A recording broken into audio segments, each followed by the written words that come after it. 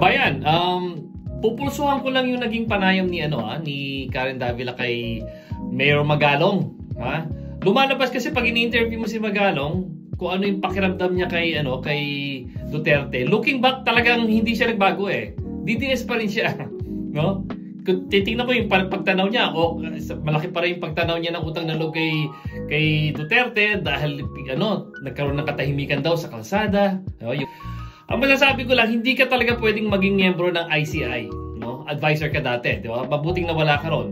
At hindi ko rin makitang magkaroon ka ng neutral na posisyon or hindi man neutral, kumbaga komprehensibong pagtanaw, no, sa pagsusolve ng problema lang ng flood control. Kasi kapag ganyang DDS ka pa rin by heart, ang lahat ng investigasyon gagawin mo, yung mga time lang na nangyari kay Marcos, ibig sabihin ang i-involve mo diyan si Saldico, si Romualdez at iba pa, which is okay naman pero kulang, no? Kulang. Kung talaga tayo magkakaroon ng isang komprehensibong pagtugon sa problema, dapat talaga imbestigahan mo mula kay Duterte mula 2016, ha? Even yung mga comments ni Diskaya, bitin uli. Paano mo maimbestigahan si dating Congressman Yap na siya yung Saldico nung panahon ni Duterte? Paano mo imbestigahan yung 51 billion na kinurakot ni Paolo Duterte sa isang maliit na distrito? Meron siyang 51 billion.